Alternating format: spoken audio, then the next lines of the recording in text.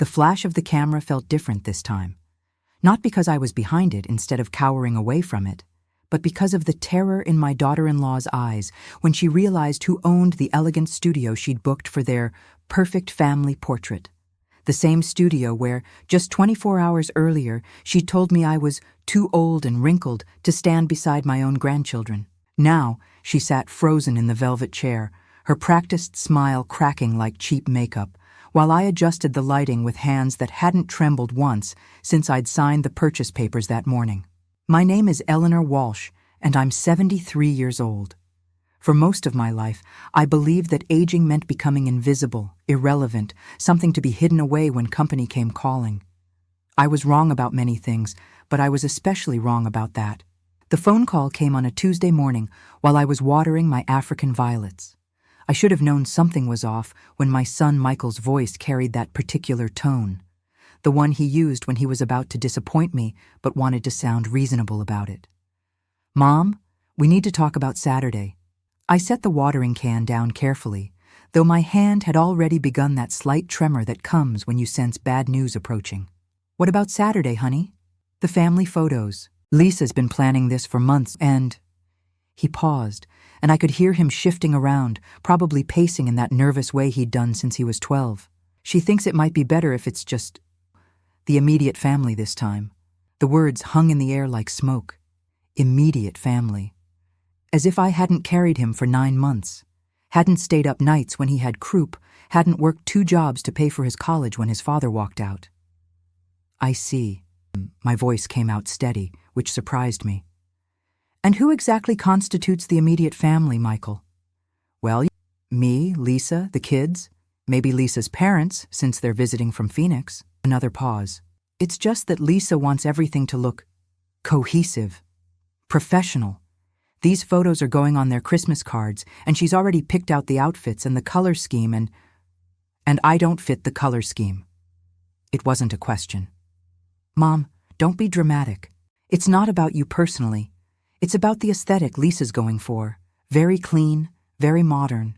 She's booked this high-end studio downtown, Hartwell Photography, the same place where celebrities get their portraits done. It costs a fortune, and she wants everything perfect." I sank into my kitchen chair, the one with the worn cushion that formed perfectly to my body after 20 years. Through the window, I could see Mrs. Patterson from next door hanging laundry on the line, her movements efficient and purposeful despite her 87 years. She'd raised 6 children and buried a husband, but somehow she'd never become inconvenient to anyone. "So when you say immediate family," I started. "Mom, please don't make this harder than it has to be. You know how Lisa gets when things don't go according to her plan. She's already stressed about the holidays, and with her parents visiting, Lisa gets stressed." I repeated this slowly, tasting the bitter irony. Your wife gets stressed, so your mother gets uninvited from the family photo. It's not uninvited. We never said you were. He was stumbling now, caught in his own words. "Look, we'll do a separate photo with you and the kids another time. Maybe something casual at the house." Something casual at the house. I could hear my own voice getting quieter, which my late husband Joe always said was more dangerous than when I yelled. "Like a consolation prize. That's not fair." The word came out sharp enough to cut glass. "Michael, let me ask you something. When Tommy scraped his knee last month and cried for an hour, who did Lisa call? When Sarah had that fever and wouldn't eat for 3 days, who came over with homemade soup and stayed until the fever broke? When you and Lisa wanted to go to that conference in Denver and needed someone to watch the kids for a week? Mom, I know you do a lot for us, but I'm too old for the Christmas card." The silence stretched between us like a chasm. I could hear muffled voices in the background, Lisa probably, asking if I'd agreed to the plan yet, asking if the problem had been handled. "The appointment is Saturday at 2, Michael finally said, "at Hartwell Photography on 5th Street. Maybe you could come by Sunday instead. We could order pizza, watch a movie with the kids." Maybe I could. After I hung up, I sat in that kitchen chair for a long time, staring at my reflection in the dark window. 73 years old, with silver hair that had never quite cooperated, and laugh lines that had deepened into permanent creases. Not cohesive, not modern, not fitting the aesthetic. I thought about Joe, who'd been gone 3 years now, but whose voice I could still hear as clearly as if he were standing beside me. Ellie, he'd say, using the nickname only he was allowed to use. When someone shows you who they are, believe them the first time. The problem was, I'd been believing Michael was still the little boy who used to crawl into my lap during thunderstorms, who'd made me Mother's Day cards with crooked hearts and too much glue. But that little boy had grown up and married a woman who measured love in Christmas card aesthetics and color-coordinated outfits. I pulled my old address book from the kitchen drawer and flipped through pages until I found what I was looking for.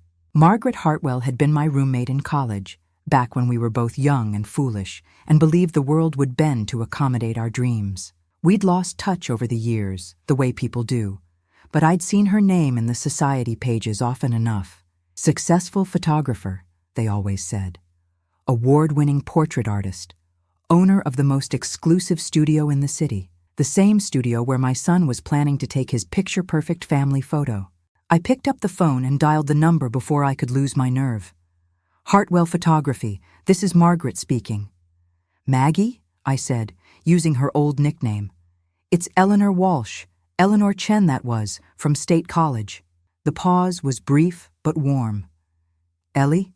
My God, how long has it been? Too long. I twisted the phone cord around my finger, a nervous habit from the rotary phone days that had never quite left me. Maggie, I have a favor to ask. It's probably going to sound crazy, but I need to know something about a booking you have this Saturday. Tell me everything, Margaret said, after I'd explained about the family photo situation, though I'd been careful to keep the hurt out of my voice. 47 years might have passed since college, but Maggie had always been able to read between my lines. There's not much more to tell. My daughter-in-law has very specific ideas about family aesthetics, and apparently I don't fit them. I tried to make it sound casual, but the words still stung coming out. Ellie, Margaret's voice had that particular firmness I remembered from our dormitory days, when she'd talk me through my doubts about final exams or boys who didn't call back. What's the real reason you called? I closed my eyes and let myself sink deeper into the kitchen chair. Through the thin walls of my modest duplex, I could hear my neighbor's television, some game show where people screamed over prizes they'd probably forget about in a week. I want to see them, I said quietly. My grandchildren. I want to see what my son thinks is more important than his mother. The booking is under Michael Walsh, Saturday at 2. Lisa Walsh made all the arrangements. I could hear Margaret typing on her computer.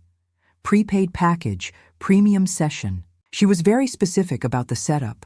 White backdrop, minimal props, what she called clean family elegance. How much does a session like that cost? $1,500 for the sitting plus prints. This particular package runs about $3,000 total.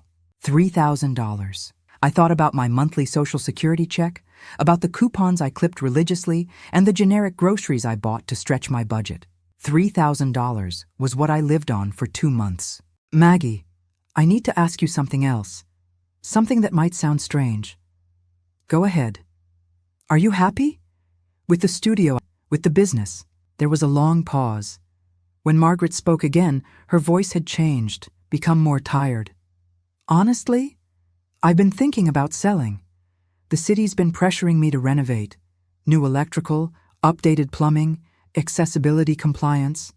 The estimate came back at $200,000, and I'm 68, Ellie. My daughter keeps telling me I should retire, move to Florida, play golf. Do you want to play golf in Florida? Margaret laughed, but it sounded hollow.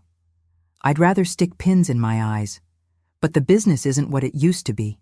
Everyone has a camera on their phone now. The high-end clients still come, but not enough to justify the renovation costs. I twisted the phone cord tighter around my finger. An idea was forming in my mind, fragile and possibly foolish, but growing stronger with each heartbeat. What would you sell for? Ellie, what are you thinking? Just hypothetically. What would you want for the studio? The building's worth about $400, but with the renovation requirements, honestly, I'd probably take $350 just to be done with it. The equipment alone is worth more than that, but finding someone who actually wants to run a portrait studio these days, she trailed off. Why are you asking? I walked to my bedroom and opened the top drawer of Joe's old dresser, the one I hadn't touched since he died. Beneath his folded handkerchiefs and the watch he'd worn to church every Sunday, I found the bank statements I'd been avoiding. The life insurance money, the retirement funds he'd left me, the proceeds from selling his tools and his truck. All of it sitting in a savings account, earning practically nothing while I lived like a pauper out of habit and fear. $437,000.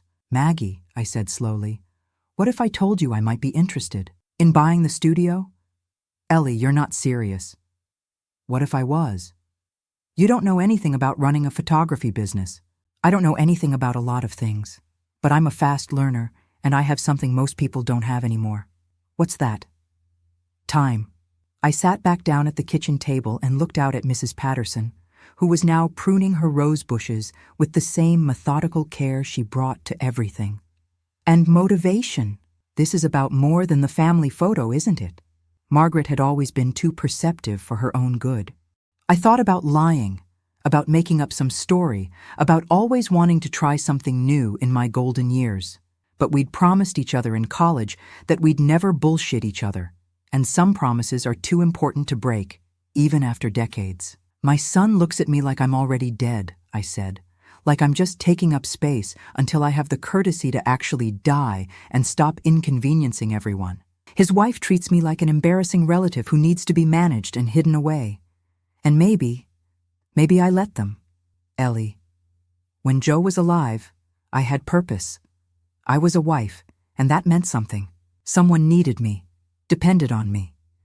But now I'm just Michael's mother, and apparently even that's not enough anymore. The words were coming faster now, all the hurt and anger I'd been swallowing for months. Do you know what Lisa said to me last week when I offered to help with Tommy's birthday party?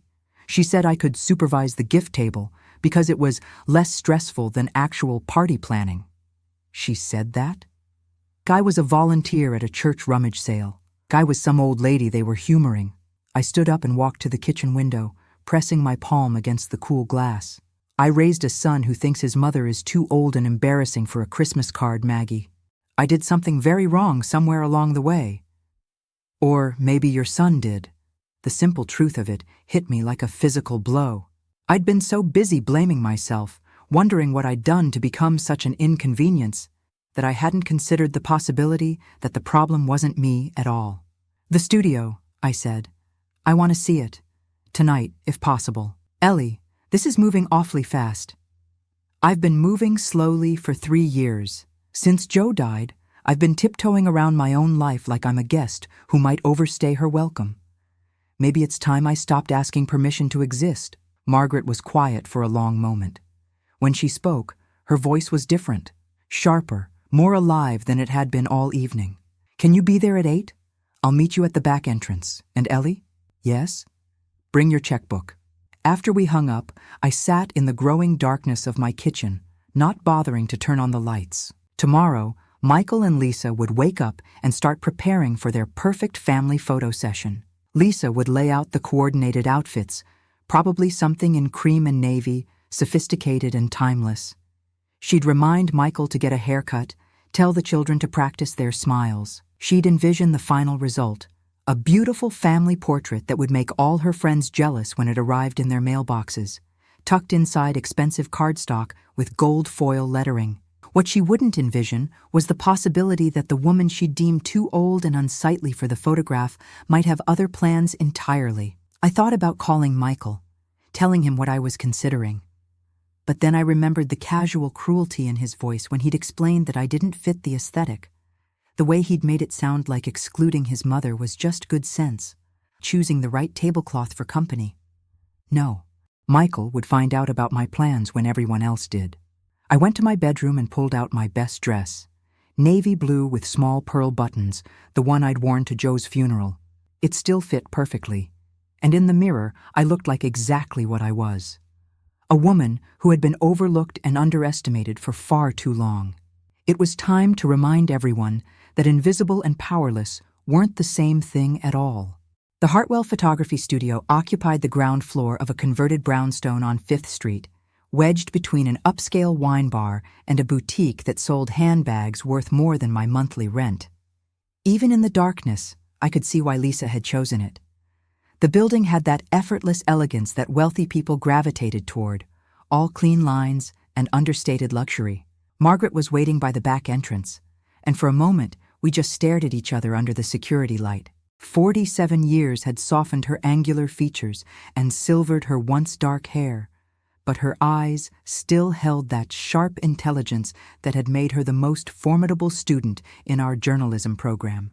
"You came," she said, as if she'd half expected me to lose my nerve. I said I would. "You said a lot of things in college, too. Remember when you swore you were going to become an investigative reporter and take down corrupt politicians? I married Joe instead." The words came out without bitterness, just simple fact. Some dreams get smaller when life gets bigger. Margaret unlocked the door and flipped on the lights, and suddenly I was standing in a space that belonged in a magazine spread about successful urban living. The main studio was enormous, with soaring ceilings and floor-to-ceiling windows that would flood the space with natural light during the day. Professional lighting equipment hung from tracks in the ceiling, and the walls were lined with framed portraits, families, couples, children, all captured with the kind of artistry that made ordinary people look luminous. "This is where your son's family will sit tomorrow," Margaret said, pointing to an area near the back wall where a pristine white backdrop was already set up. Lisa requested this exact setup: minimal, modern, what she called timeless elegance. I walked closer to the backdrop, my footsteps echoing in the large space. Tomorrow, Michael would stand here with his arms around Lisa, and Tommy and Sarah would be positioned carefully beside them, all of them smiling at Margaret's camera. They would create their perfect family portrait, and I would be nowhere in sight. "Show me the rest," I said. Margaret led me through the smaller rooms, a consultation area with comfortable leather chairs and coffee table books showcasing her work, a dressing room with Hollywood-style lighting around the mirror, a kitchen where clients could wait with wine and cheese while she edited their proofs. Everything was immaculate, professional, designed to make wealthy people feel sophisticated and important. "The building has good bones," Margaret said as we walked. "The previous owner was an architect who renovated it in the 90s. Solid foundation, new roof 5 years ago. The electrical system needs updating, and the city wants me to install an elevator for ADA compliance, but structurally it's sound." "How long have you owned it?" 15 years. I bought it right after my divorce, when I was trying to prove I could build something on my own." She laughed ruefully. "Turns out I proved it a little too well. Now I'm 68 and still working 70-hour weeks because I'm afraid to let go." We ended up in her office, a cozy space behind the main studio where the walls were covered with photographs spanning decades of her career. I recognized some of the faces: local politicians, minor celebrities, the kind of society people whose names appeared in the newspaper's lifestyle section. "Margaret," I said, settling into the chair across from her desk, "I need to ask you something honestly. Do you think I'm crazy for wanting to buy a photography studio at 73? Probably." She leaned back in her chair and studied my face. "But I've been thinking about what you said earlier, about your son and his wife, about feeling invisible. And I remember what you were like in college. You were the one who talked the dean into letting us start that underground newspaper when the official campus paper wouldn't cover the Vietnam protests. You were the one who stood up to Professor Morrison when he tried to fail you for writing about women's rights. That was 50 years ago. Character doesn't change that much. You just forgot who you were for a while." I looked around the office at the evidence of Margaret's successful career and felt something stir inside me that had been dormant for years. It wasn't just anger at Michael and Lisa anymore. It was something bigger, hungrier, a desire to matter again, to be someone other than an inconvenient old woman waiting politely to die. "What would I do with a photography studio?" I asked. "I don't know anything about cameras or lighting or running a business." "You'd learn." Same way I did. Margaret pulled a folder from her desk drawer and opened it, revealing financial statements and property records. The business nets about $200,000 a year, even with the overhead. Not enough to justify the renovation costs for me, but more than enough to live well on. And honestly, Ellie, some of my best clients specifically request older photographers. They want someone with experience, Someone who understands that a family portrait is about more than just pretty pictures. Someone who understands what families actually mean. Exactly. I thought about Lisa's careful planning for tomorrow's session, her obsession with creating the perfect image. She saw photography as decoration, as social media fodder, but sitting in Margaret's office, surrounded by decades of captured moments, I began to understand something different. These weren't just pictures. They were stories, evidence that people had loved each other enough to document it. "If I bought this place," I said slowly, "would you stay on for a while? Teach me what I need to know?" "I was hoping you'd ask. I'm not ready to retire completely, but I am ready to stop carrying the full weight of this business. We could work together for a year, maybe 2, while you learn the ropes." "And tomorrow's session?" Margaret's eyes sparkled with something that looked dangerously like mischief. "Tomorrow's session is already paid for. The client gets their service regardless of who owns the studio." "But—" She paused, letting the implication hang in the air. "But there's no rule that says the photographer can't be changed at the last minute. Emergency situations do arise." I felt my heartbeat quicken. "What kind of emergency?" "Oh, I don't know. Sudden onset of food poisoning, perhaps. Very unfortunate timing, but these things happen. Of course, I'd have to find a replacement photographer on short notice. Someone trustworthy, someone who understands the importance of family." The idea was forming fully now, crystal clear and slightly terrifying. I thought about Michael's voice on the phone, so casual in his dismissal of me. I thought about Lisa's calculations, her careful exclusion of anything that didn't fit her aesthetic vision. "I want to see the contract," I said. Margaret slid a folder across the desk. "Purchase agreement, property deed, business license transfer, everything's here. I had my lawyer draw it up months ago, back when I first started thinking about selling. The asking price is $350, but that includes all equipment, existing bookings for the next 6 months, and the client database." I opened my checkbook and stared at the blank check, thinking about Joe's voice in my head. He'd always been the cautious one in our marriage, the one who read the fine print and comparison shopped for major purchases. But he'd also been the one who told me to trust my instincts when they mattered. "Joe," I whispered under my breath, "I hope you're okay with this." The check took 30 seconds to write. $350,000 made out to Margaret Hartwell, signed with a hand that didn't tremble once. "There's one condition," I said, handing it to her. "What's that?" "Tomorrow's session. I want to be the one behind the camera." Margaret looked at the check, then at me, then started laughing. Not the polite chuckle of an old woman making a joke, but the genuine, delighted laughter of someone watching justice unfold in real time. "Ellie," she said, "I think this is going to be the most interesting family portrait session I've ever been involved with." I certainly hope so. We spent the next 2 hours going over the basics: camera settings, lighting adjustments, how to work with clients who wanted everything perfect. Margaret walked me through tomorrow's setup, explaining the technical details while I practiced holding the professional camera, getting a feel for its weight and complexity. "Remember," she said as we prepared to leave, "the most important thing isn't the technical perfection. It's capturing the truth of who these people really are." "The truth," I repeated. "Even when they don't want it captured?" "Especially then." As I drove home through the empty streets, I thought about the woman I'd been that morning, invisible, dismissed, apologetically taking up space in her own family. That woman felt like a stranger now, someone I'd outgrown in the span of a single evening. Tomorrow, Michael and Lisa would arrive at Hartwell Photography expecting their perfect family portrait. They'd pose according to Lisa's careful vision, smiling for a camera they assumed was operated by a stranger. They had no idea that the stranger behind the camera would be the mother they deemed too old and embarrassing to include in their perfect family image. And they definitely had no idea that she now owned the studio where they'd come to celebrate their exclusion of her. I woke up at 5:30 Saturday morning, 2 hours before my alarm was set to go off. The house felt different somehow, quieter, but more alive.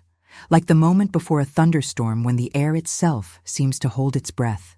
I made coffee in Joe's old percolator, the one that took forever but made the kitchen smell like home, and sat at my table watching the sunrise paint my small backyard in shades of gold and pink. Mrs. Patterson was already up next door, tending her garden in her housecoat and slippers. She'd been widowed for 15 years, but I'd never once seen her look defeated by it. The phone rang at 7:15. "Mom?" Michael's voice carried that particular tension he got when Lisa was standing nearby, monitoring his conversations. "Just wanted to confirm, you're okay with everything about today, right? No hard feelings?" I took a sip of coffee before answering, letting the silence stretch just long enough to make him uncomfortable. "No hard feelings, honey. I hope you get exactly what you're looking for." "Good. Lisa's really excited about these photos. She's been planning the outfits for weeks." "I'm sure she has. And we'll definitely do that family dinner soon. Maybe next weekend. We could order Chinese food, let the kids pick a movie." Chinese food and a movie. The consolation prize for being excluded from the permanent family record. I wondered if he could hear the bitter irony in his own voice, or if dismissing his mother had become so natural that he genuinely thought he was being generous. "That sounds lovely, Michael. Have a wonderful session today." After I hung up, I went to my bedroom and opened the closet. Past the everyday clothes, the comfortable sweaters and sensible shoes that had become my uniform of invisibility, I found the outfit I'd worn to my college graduation. A black blazer with subtle pinstripes, tailored pants that still fit perfectly, and a cream silk blouse that had cost more than I usually spent on clothes in 6 months. When I looked in the mirror, I saw someone I hadn't seen in years. A woman who expected to be taken seriously. Margaret was already at the studio when I arrived at noon, making final adjustments to the lighting setup. She'd placed fresh flowers in the reception area and had soft jazz playing through the sound system. All the touches that made Hartwell Photography feel exclusive and sophisticated. "How are you feeling?" she asked, handing me a cup of coffee in a delicate china cup that probably cost more than my weekly grocery budget. Terrified, exhilarated, possibly having a complete mental breakdown. I took a careful sip of the coffee, some exotic blend that tasted like it had been imported from heaven. "Is that normal? For buying a business at 73 so you can photograph the family that excluded you?" I'd say that level of emotional confusion is right on target. We spent the next hour going over the technical details one more time. Margaret showed me how to adjust the camera settings for different lighting conditions, how to direct clients for the most flattering poses, how to make small talk that put people at ease without being intrusive. "Remember," she said, "your job isn't to make them comfortable. Your job is to capture the truth of who they are. Sometimes those are the same thing, and sometimes they're not. What if I mess this up? What if I can't work the camera properly, or the lighting is wrong, or—" "Ellie." Margaret's voice was firm but kind. "You raised a child. You survived the death of your husband. You learned to live on a fixed income and still managed to save enough money to buy a business on a whim. Do you really think operating a camera is going to be the thing that defeats you?" She had a point. I'd spent so many years thinking of myself as someone who needed to be taken care of, someone whose opinions didn't matter and whose presence was barely tolerated, that I'd forgotten I was also someone who had successfully navigated 7 decades of life without anyone's permission. At 1:30, Margaret gathered her things to leave. "You're sure about this?" she asked one final time. I could still call them. Say I had a family emergency but found a replacement photographer. Make it less personal. "No." The word came out stronger than I'd expected. "They made this personal when they decided I wasn't good enough for their Christmas card." Margaret smiled, and for a moment I saw the fierce young woman who had once stood up to our journalism professor when he tried to dismiss her article about campus sexual assault as too emotional for objective reporting. "In that case," she said, "make it count." After she left, I stood alone in the studio, surrounded by all the equipment I'd just purchased, trying to absorb the magnitude of what I'd done. 24 hours ago, I'd been a retired widow living on Social Security, apologizing for taking up space in my own son's life. Now I was a business owner with a plan for revenge that was either brilliant or completely insane. I practiced with the camera, taking test shots of the empty backdrop, adjusting the lighting until everything looked perfect. The technical aspects were less intimidating than I'd feared. Margaret had been right about that. The camera was just a tool, and I'd spent decades learning how to use tools to create something meaningful. At 1:50, I heard car doors slam in the parking area behind the building. My heart started beating faster, but not with nervousness, with anticipation. I checked my appearance one last time in the dressing room mirror, smoothed my hair, and walked to the front reception area to wait. The bell above the front door chimed, and suddenly they were there. Michael in his perfectly pressed khakis and navy blazer, looking like a catalog model for successful suburban fatherhood. Lisa in a cream cashmere sweater and pearl earrings, her blonde hair styled in loose waves that had probably taken an hour to achieve. And my grandchildren, Tommy, 8 years old with Michael's serious eyes and my stubborn chin, and Sarah, 6, with Lisa's delicate features but a mischievous smile that reminded me of myself at that age. They looked exactly like what Lisa had envisioned. A beautiful, successful, carefully coordinated family ready to create the perfect portrait for their Christmas cards. Lisa was talking before the door had even closed behind them. I hope you received my detailed notes about the setup we discussed. I was very specific about the lighting and backdrop requirements. We've coordinated our outfits specifically for this session, and I'd prefer to keep the posing traditional but modern, if you know what I mean. She stopped mid-sentence when she saw me standing behind the reception desk. For a moment, nobody moved. Tommy and Sarah looked confused, glancing between their parents and me as if trying to solve a puzzle. Michael's face went through a rapid series of expressions: confusion, recognition, and then something that looked uncomfortably like panic. "Mom?" His voice cracked slightly on the word. "What are you doing here?"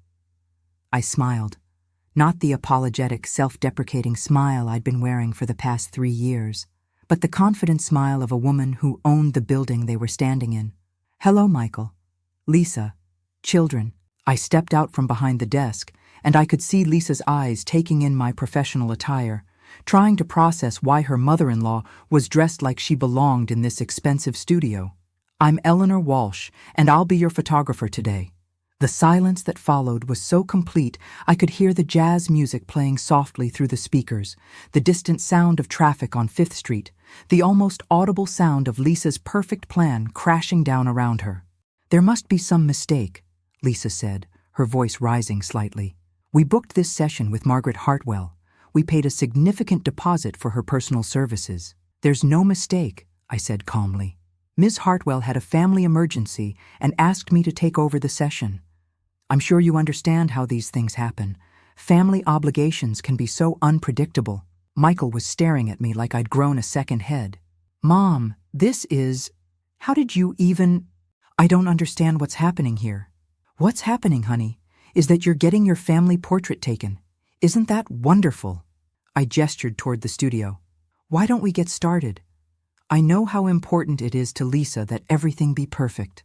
Lisa's mouth opened and closed twice before any sound came out, like a fish gasping for air. When she finally spoke, her voice had that brittle quality it got when she was trying to maintain control while everything around her spun wildly off script. "I'm sorry, but this is completely unacceptable. We specifically booked Margaret Hartwell, and we paid premium rates for her expertise. We can't possibly work with someone you don't know?" I suggested helpfully, though we all knew that wasn't what she'd been about to say. Michael stepped forward, his face flushed with embarrassment. "Mom, what is this? Some kind of joke? How did you even know we'd be here?" "You told me yourself yesterday, remember? Hartwell Photography, Saturday at 2 o'clock. You were very specific about the details." I picked up the professional camera from the reception desk, its weight feeling natural and right in my hands. "Now shall we get started? You've paid for a full session, and I'd hate for you to feel like you didn't get your money's worth." "Grandma Ellie!" Sarah broke free from her parents and ran to me, wrapping her small arms around my waist. "Are you really going to take our picture? That's so cool." "I am indeed, sweetheart." I smoothed her hair, noting how Lisa's jaw tightened at the display of affection.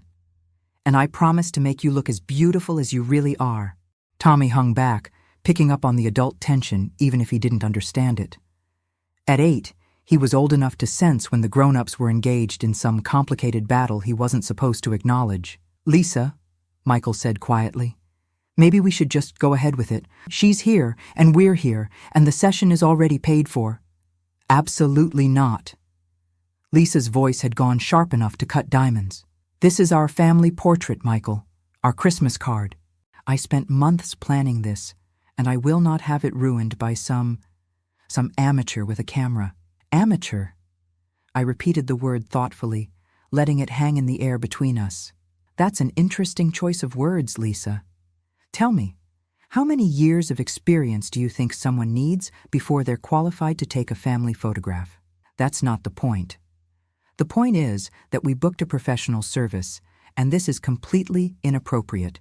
Your mother showing up and pretending to be a photographer it's—" She struggled for words that wouldn't sound as cruel as what she was really thinking. "It's what, Lisa?" My voice remained calm, but I could feel something dangerous stirring underneath. "Embarrassing? Inconvenient? Not quite the aesthetic you were going for?" Michael looked like he wanted to disappear into the floor. "Mom, please. Can't we work this out somehow?" "Oh, I think we're working it out perfectly." I walked toward the studio area, and after a moment of hesitation, the family followed. "Lisa, you wanted traditional but modern posing, correct? I think I can manage that, and the lighting you requested should work beautifully with your color palette." I began adjusting the camera settings with the confidence Margaret had drilled into me during our practice session. The technical aspects were becoming second nature. Aperture, shutter speed, ISO levels. It was like learning to drive all over again. Intimidating at first, but fundamentally just a matter of understanding which controls did what. "The backdrop looks perfect," I continued, making small adjustments to the lighting. "Very clean, very sophisticated. Exactly what you ordered." Lisa was watching me work with growing alarm, as if she was beginning to realize that her mother-in-law might actually know what she was doing. "Where did you learn to use professional equipment?" "Oh, you'd be surprised what you can learn when you put your mind to it."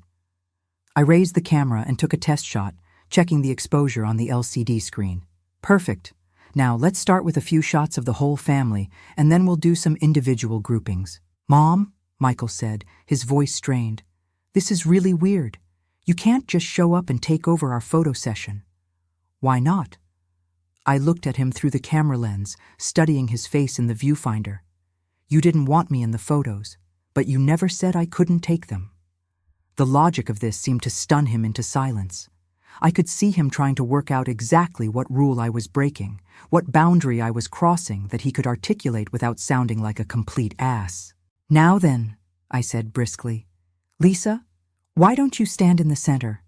Michael, you'll be on her left. And children, let's have you in front of your parents." "I don't want to do this," Lisa said, but her voice had lost some of its edge. She was caught between her desire for the perfect family photos and her horror at having her excluded mother-in-law behind the camera. "Of course you do," I said gently. "You've been planning this for months. You coordinated outfits, booked the most expensive studio in the city, arranged your schedule. Why would you want to waste all that effort?" I began taking photos, directing them through a series of poses with the professional confidence Margaret had taught me. "Sarah, tilt your chin up just a little. Tommy, put your arm around your sister. Beautiful. Michael, relax your shoulders. You look like you're about to face a firing squad." Despite themselves, they began to respond to my direction. The children, especially, seemed to enjoy having their grandmother behind the camera. Sarah kept making silly faces when she thought I wasn't looking, and I made sure to capture a few of those genuine moments of joy alongside the formal poses Lisa wanted. I said conversationally as I worked, "I've been thinking about what you said yesterday, Michael, about immediate family and aesthetics and fitting in with the overall vision." Michael's posture went rigid. "Mom, let's not do this here." "Oh, I think here is perfect." I took another shot, this one catching the uncomfortable expression on his face. "You were so concerned about the professional quality of these photos, about everything being perfect. I wanted to make sure I understood exactly what you meant." Lisa had gone very still, like prey trying not to attract the attention of a predator. "See?" I kept thinking about that phrase, immediate family, and I realized you were absolutely right. These photos should only include the people who really matter, the people who are actually essential to your life. I lowered the camera and smiled at them. "So I have a question for you, Michael. In the 3 years since your father died, how many times have you called to check on me just because you wanted to hear my voice? Mom, how many times have you invited me over for dinner without needing a babysitter? How many times have you asked about my day, my health, my feelings about anything at all? The studio was so quiet I could hear Sarah's breathing, Tommy shifting his weight from foot to foot. And Lisa, I continued, when you decided I was too old for this family photo, did you consider for even a moment that you were erasing the person who taught your husband how to tie his shoes, who stayed up all night when he had pneumonia at age 7, who worked 2 jobs to pay for his college education? Mrs. Walsh, Lisa began, but I held up a hand. No, dear. Let me finish. I raised the camera again, framing them in the viewfinder. Because here's what I realized. You're absolutely right about immediate family. These photos should only include the people who actually act like family. I took one final shot, all 4 of them looking stunned and uncomfortable, their perfect poses abandoned, their carefully coordinated outfits suddenly seeming like costumes in a play they hadn't auditioned for. Which is why, I said, lowering the camera with a smile that felt like sunrise after a very long night. I bought this studio yesterday. Margaret Hartwell and I are now business partners, and this— I gestured around the elegant space. This is mine. The silence that followed was so profound, it seemed to have weight and texture, pressing down on all of us like a physical thing. You bought— Michael's voice came out as barely a whisper. The studio, the equipment, the building, all of it. I set the camera down carefully on its stand. Cash purchase. I'm now the proud owner of the same photography studio you chose specifically because it was expensive and exclusive and would make the right impression on your Christmas card recipients. Lisa made a sound like air being let out of a balloon. So, you see, Michael, you were worried about me not fitting the aesthetic, but it turns out the aesthetic fits me perfectly. Tommy was the first to break the silence, his 8-year-old mind processing the information in the most direct way possible. Grandma, does that mean you're rich now? Despite everything, I almost smiled. It means I'm not as helpless as some people assumed, sweetheart. Lisa had gone completely white, as if all the blood had drained from her face and pooled somewhere around her feet. She was staring at me like I'd just announced I was actually an alien from another planet. This is impossible, she whispered. You can't just— People don't just buy photography studios. You live in a duplex. You clip coupons. You buy generic cereal. I did all those things, I agreed. But apparently I also saved money. Quite a lot of money, actually. Funny how that works when you live modestly for decades. Michael was shaking his head slowly, like someone trying to wake up from a particularly bizarre dream. Mom, where did you get that kind of money? Studios like this cost hundreds of thousands of dollars. Your father was a very practical man, Michael. Life insurance, retirement savings, investments he made over 40 years of marriage. He left me quite comfortable, though I never saw the point in flaunting it. I picked up the camera again, checking the photos I'd already taken on the LCD screen. Till yesterday, when I realized that being comfortable and being respected are 2 entirely different things. You're doing this to get back at us, Lisa said, her voice rising. This is some kind of sick revenge fantasy because we didn't include you in one photograph. One photograph. I looked at her carefully, noting the way her hands were clenched into fists, the slight tremor in her voice that suggested she was beginning to understand the magnitude of what had just happened. Lisa, do you remember what you said to me last month when I offered to help with Tommy's birthday party? I don't remember every conversation. You said I could supervise the gift table because it was less stressful than actual party planning. Do you remember what you said when I suggested we take the children to the zoo while you and Michael went to that wine tasting? Lisa's silence was answer enough. You said the children might be too much for someone my age. You suggested I watch them here at the house instead, maybe order pizza and let them watch movies. I advanced the photos on the camera screen, studying the images I'd captured. And do you remember what you said when I asked if I could contribute something to Sarah's school bake sale? Mom, please stop, Michael said quietly. She said I could buy something from the grocery store bakery if I wanted to help, but that the other mothers expected a certain standard for homemade contributions. I looked up from the camera to meet Lisa's eyes directly. In other words, my cookies weren't good enough for your daughter's classmates. That's not what I meant. Then what did you mean, Lisa? Because from where I sit, it sounds like you've spent the last 3 years systematically explaining to me why I'm not good enough, smart enough, or young enough to participate in my own family's life. Tommy was looking between his parents and me with growing confusion. Mom, why are you being mean to Grandma Ellie? I'm not being mean, sweetheart, Lisa said, but her voice sounded strained. It's complicated. It's not complicated at all, I said. Your mother thinks I'm an embarrassment, Tommy. She thinks I'm too old and unfashionable to be seen with your family in public. Lisa, Michael said sharply, tell me that's not true. But Lisa couldn't seem to find words, and her silence hung in the studio like smoke from a fire. Sarah, who had been unusually quiet, suddenly walked over to me and took my hand. I think you're beautiful, Grandma, and I don't care if you're old. Mommy's old too. I am not old, Lisa snapped, then immediately looked horrified at herself for snapping at her 6-year-old daughter. You're older than my teacher, and she's old, Sarah said with the devastating logic of childhood. But I still love you. And I love Grandma too. I don't understand why we can't all be in the picture together.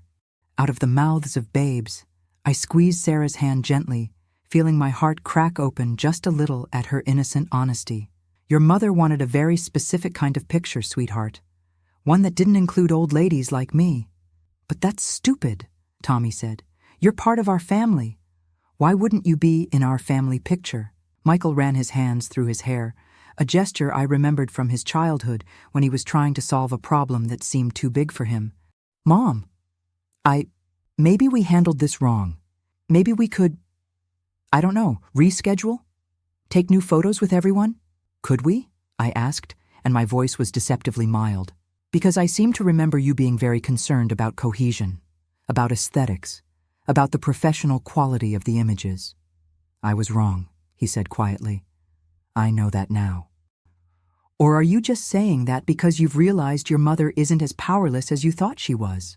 The question hung between us, like a blade, sharp and glittering and impossible to ignore. Michael's face went through a series of expressions: shame, anger, confusion, and finally something that looked like recognition. Maybe both, he admitted. It was the first completely honest thing he'd said to me in months, and it hit me harder than any apology could have. Michael, I said softly, when did you start seeing me as a burden instead of your mother? I don't. He stopped, looked at his children, at his wife, at the expensive studio he'd chosen specifically to exclude me from. I don't know. Maybe when Dad died, and I had to start thinking about what to do with you, what to do with me. I repeated the phrase slowly, tasting its implications. I was a problem to be solved instead of a person to be loved. That's not what I meant, isn't it? I moved closer to him, close enough to see the flecks of gold in his brown eyes, the same eyes that had looked up at me with such trust when he was small. Michael, in the 3 years since your father died, you have never once asked me what I wanted, what I needed, what my hopes or dreams or fears might be. You've been managing me like I'm an elderly relative you inherited instead of the woman who gave you life. I was trying to take care of you. No, you were trying to take care of the problem of me. There's a difference. I could see the truth of it landing on him like a physical weight, bending his shoulders and aging his face in real time. Lisa was watching this exchange with growing panic, as if she was beginning to realize that her carefully constructed world was collapsing around her. So here's what's going to happen, I said, my voice gaining strength with each word. I'm going to finish this photo session because you paid for it and the children are here and they don't deserve to be disappointed because the adults in their lives can't behave themselves. I raised the camera again, framing them in the viewfinder. But we're going to take the photos I want to take. Not the sanitized, perfect images Lisa planned, but the real ones, the ones that show what this family actually looks like. What does that mean? Lisa asked warily. We're going to take some pictures with tears in them, with anger and shame and disappointment, with all the messy, complicated emotions that real families actually have. I adjusted the focus, bringing their faces into sharp clarity. And then, if you want, we'll take some with love in them too. with forgiveness and hope and the possibility that maybe, just maybe, we can figure out how to be a family that includes everyone who belongs in it. I took a photo of Michael's face in that moment, raw with emotion, stripped of all pretense, finally showing something real. Because that's what real family portraits look like, I said. They show the truth of who we are, not just who we pretend to be for Christmas cards. The flash illuminated all of us for an instant, capturing something none of us had expected. A moment of absolute honesty in a room full of expensive equipment and carefully planned deceptions. And for the first time in 3 years, I felt like I was exactly where I belonged. What happened next surprised all of us, but maybe it surprised me most of all. Tommy stepped forward, looked directly into my camera and said, "Grandma Ellie, will you take a picture of just me and Sarah with you? I want one for my room." The simplicity of it, the pure love in his voice, nearly undid me. But I kept the camera steady and nodded. "I think that can be arranged, sweetheart." I set up the timer function and positioned the camera on its tripod, then knelt down between my grandchildren. Sarah wrapped her arms around my neck, and Tommy leaned against my shoulder.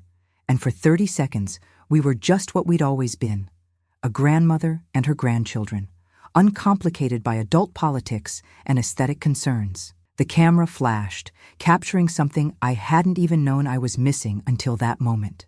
"Can I see?" Sarah asked, and I showed her the image on the LCD screen. In the photo, all 3 of us were smiling. Not the practiced, perfect smiles Lisa had choreographed, but the real ones that come from genuine joy. "That's a good picture," Tommy said with 8-year-old authority. "We look happy." "We do indeed." When I looked up, Michael was watching us with an expression I couldn't quite read. Lisa had moved to one of the leather chairs in the consultation area and was sitting very still, like someone trying to process information that didn't fit any of her existing categories. "Mom," Michael said quietly, "I owe you an apology, a real one." "Do you?" I think when Dad died I got scared. About what would happen to you, about whether I could take care of everything the way he did. And somewhere along the way, I started thinking of you as someone who needed to be taken care of instead of someone who was perfectly capable of taking care of herself.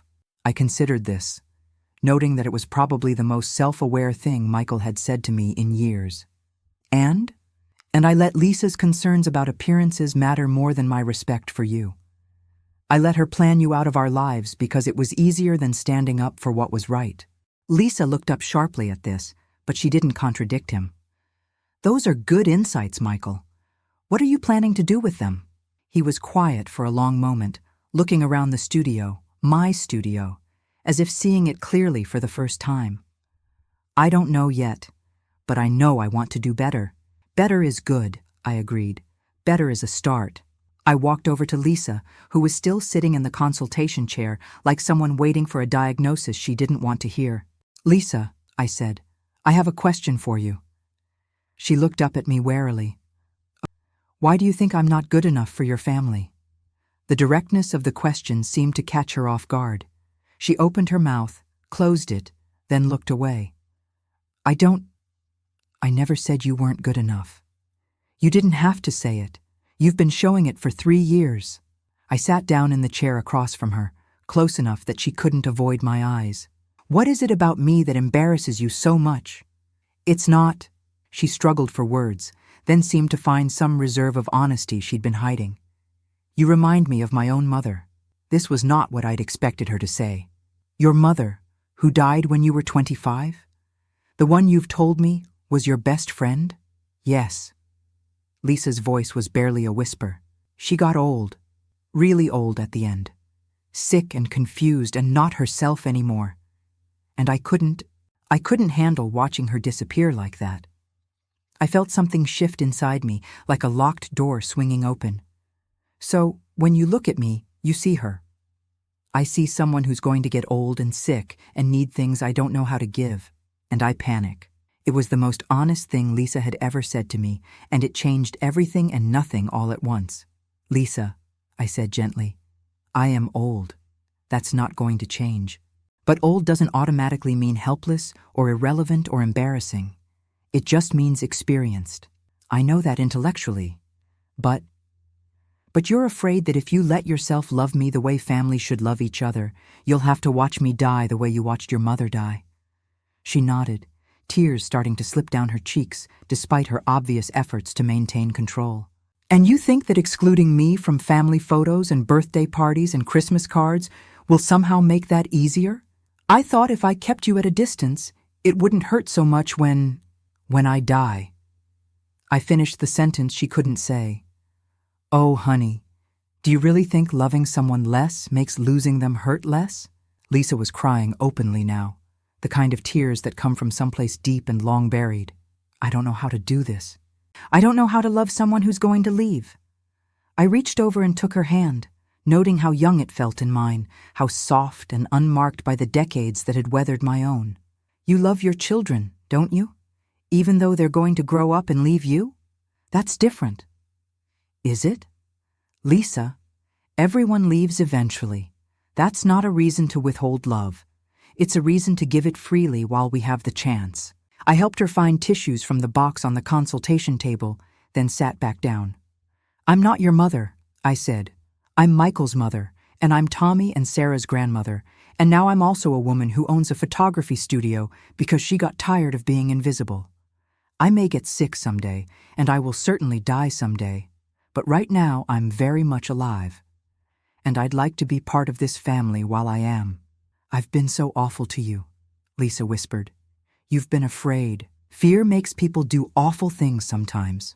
I looked over at Michael, who was watching our conversation with something like wonder. "But the beautiful thing about families is that they can survive awful things if everyone's willing to do the work to fix them." Tommy appeared at my elbow, having grown bored with the adult conversation. "Grandma Ellie, are we going to take more pictures?" "What do you think, Tommy? Should we take some pictures of the whole family together?" "Yes, and can we take silly ones too? Mom never lets us make funny faces in pictures." I looked at Lisa, who was wiping her eyes and trying to repair her carefully applied makeup. "What do you think, Lisa? Ready for some silly pictures?" She looked around the studio, at the expensive equipment, the professional backdrop, the elegant consultation area. All of it now mine. Then she looked at her children, who were watching her with the patient expectation of kids who are used to adult drama but still hope for the best possible outcome. "You know what?" she said, and her voice was stronger than it had been all afternoon. "I think silly pictures sound perfect." The next hour was unlike any family photo session in the history of Hartwell photography. We took formal portraits and casual ones, serious images and completely ridiculous ones. I taught Tommy and Sarah how to adjust the lighting, and they took pictures of the adults making increasingly silly faces. Michael and Lisa rediscovered how to laugh together, and the children got to see their parents being playful instead of stressed. And through it all, I was behind the camera, not as an unwanted observer, but as the woman who had brought this family together in the first place. When we were finally finished, as I was uploading the images to the computer for them to review, Lisa came over to me. "Eleanor," she said, using my name instead of Mrs. Walsh for the first time in our relationship, "I need to ask you something." "What's that?" "When you have these pictures printed, will you make sure I get copies of all of them, including the ones with you in them? Even the silly ones?" "Especially the silly ones." She paused, then added quietly, "I want our Christmas cards to show what our family really looks like. All of it." I smiled, thinking about the recipients of those Christmas cards, Lisa's carefully curated social circle, all receiving pictures that included an elderly grandmother making bunny ears behind her son's head. "I think that can be arranged." As they prepared to leave, Michael hung back while Lisa got the children settled in the car. "Mom," he said, "I know saying I'm sorry isn't enough to fix what I did, but I want you to know that I'm going to do better. We're going to do better." "I know you are, honey. And Michael?" "Yeah?" "Next time you want to exclude someone from the family, make sure they can't afford to buy the building you're excluding them from." He laughed, a real laugh, the first one I'd heard from him in months. "I'll keep that in mind." After they left, I stood alone in my studio, surrounded by the evidence of what I'd accomplished in less than 24 hours. I'd gone from invisible old woman to business owner, from excluded family member to the one calling the shots. But more than that, I'd rediscovered something I'd lost when Joe died. The knowledge that I was someone worth fighting for. My phone buzzed with a text message from Margaret. How did it go? I looked around my beautiful, expensive, completely mine photography studio and typed back, I think we're going to need to order new business cards. Hartwell and Walsh Photography has a nice ring to it, don't you think? Her response came immediately. I think it sounds perfect. Partners? Partners, I confirmed. Through the front windows, I could see the late afternoon sun painting Fifth Street in shades of gold and amber. In a few hours, I'd go home to my modest duplex and my generic cereal and my carefully clipped coupons. But I'd go home as a woman who owned her own business, who had stood up for herself, who had reminded her family that love isn't about excluding people. It's about making room for everyone who belongs. Tomorrow, I'd have to learn how to actually run a photography studio. I'd have to figure out scheduling and editing and dealing with clients who weren't my own family. It would be challenging and probably scary and definitely not what I'd expected to be doing at 73. But tonight, I was exactly who I'd always been underneath all those years of making myself smaller. Eleanor Walsh, a woman who was done asking permission to matter. And that felt like exactly the right place to start.